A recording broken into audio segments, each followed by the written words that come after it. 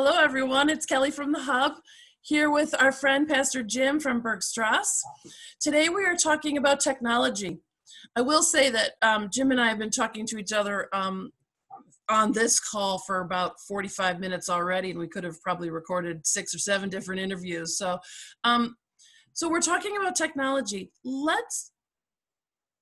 You shared a story that I really want to capture here in this interview, and it was about, you said you have a congregant who was 3 years old when the Spanish flu came to the United States.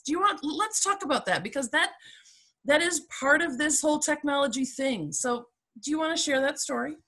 Sure, I can share a little bit about it. I mean, one of the unfortunate things about, though, is I'm not able to see this person because this person is in a facility where visitors are not permitted just because of health reasons right now. But I realized last week, as I was talking to the daughter of this person, and said, so I wish I could talk to your mother and find out, was she alive when the Spanish epidemic came around? And she goes, she was 3 years old.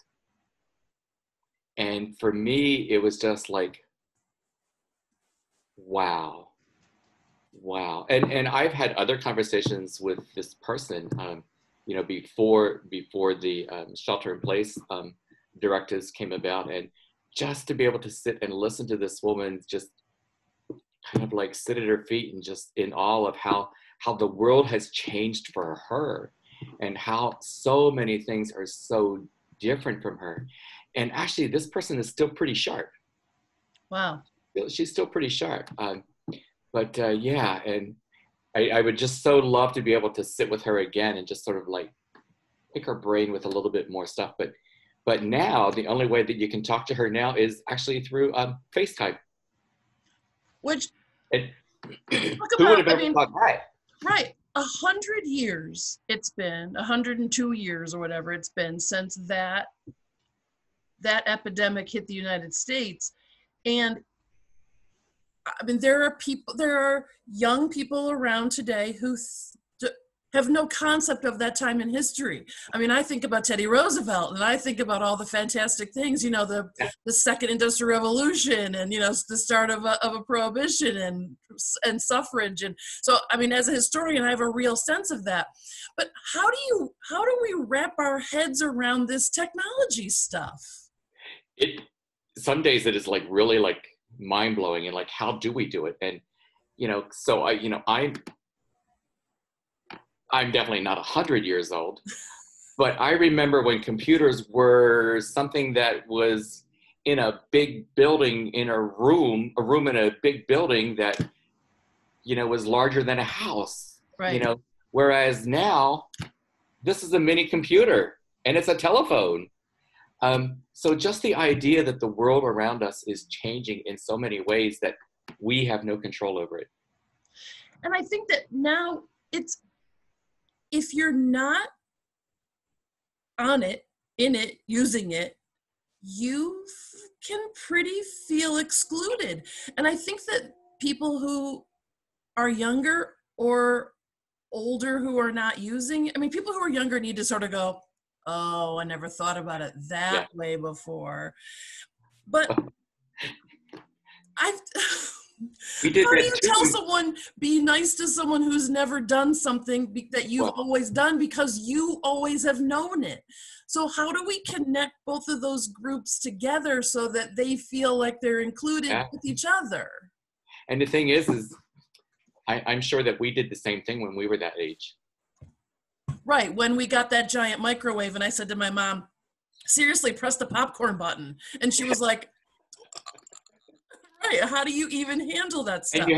And you had to clean out the whole corner just so you could put the box in there, it just wasn't above the stove. It was a big box in the corner. Right. So technology, I think, is just one of those things that, it's hard to embrace sometimes, because face it, we don't like change. And we especially don't like change that happens around us that we can't control. And technology has become that, I think. So what do you say to those people who frankly might never hear this interview because they don't want to embrace it. But what do you say to those people? So I say to them, it's like, I still love you. I still want to be a part of you. I want you to be a part of what I or anybody else has to offer through this. And I kind of encourage them to say, do you know someone else that might be able to show you this along the way? Not for you to do, but to kind of see this interview or to see this particular whatever, that, how life has changed. And I must be honest, even in my own congregation right now, there's a significant percentage of people who are not connected to the internet. So I've used some of that old technology, and I'm not talking the phone with the dial.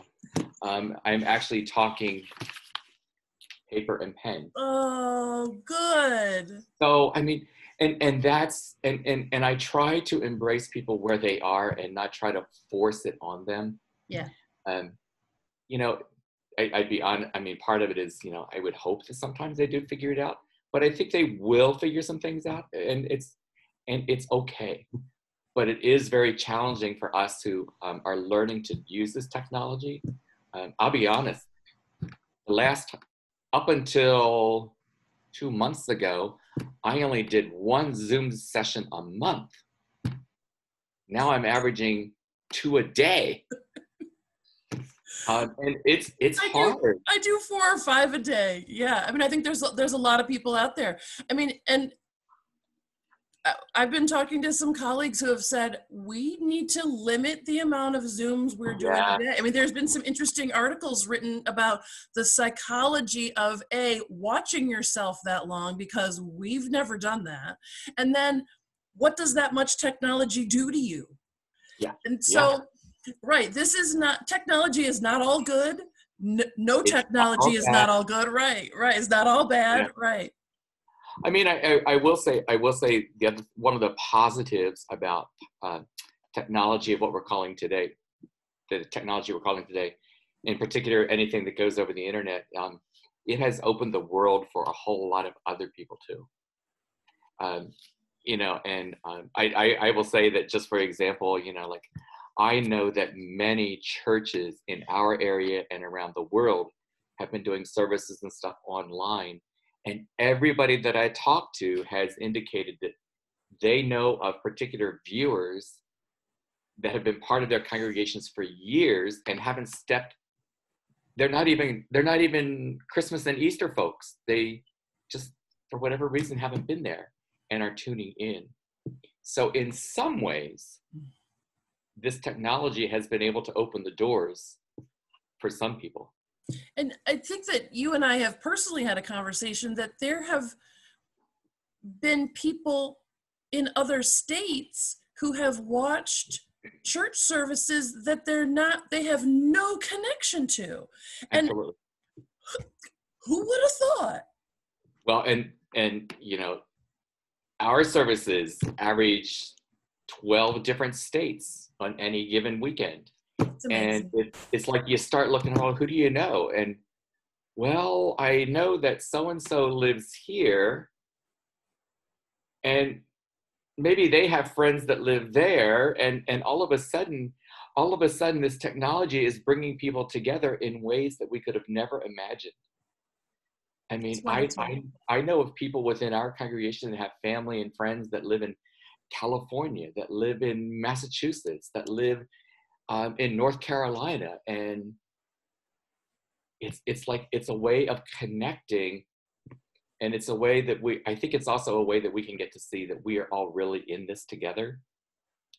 Yeah. And not in a like way, but as in a like, right, we really are in this together. Right. We really are connected. And the interactions that happen over technology are not all just business. I mean, come on, you and I had that 45-minute conversation before we taped this. Right. It's really a great time to check in. Is it the same as if we were sitting, in a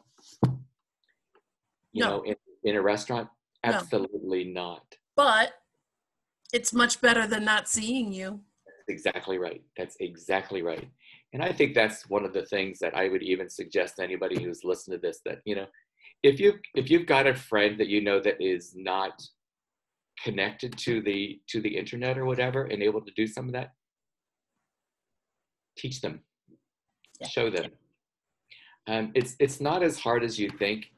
It can really be simple. But if you have the attitude of like, oh, I can't do this, I can't do this, you're not going to be able to do it. Right. You have to be curious. If you have to be curious, Yeah. be a kid again. And it was fun then. Why can't it be fun when you're not a kid? Exactly. Right. Just because we're not a kid doesn't mean we know it all. That's right. Thank goodness. Exactly. Pastor Jim, it's always fun to chat with you. Thank you so Likewise. much. I'll see you again soon, okay? All right. Thank you. Bye, friend. Bye. Bye.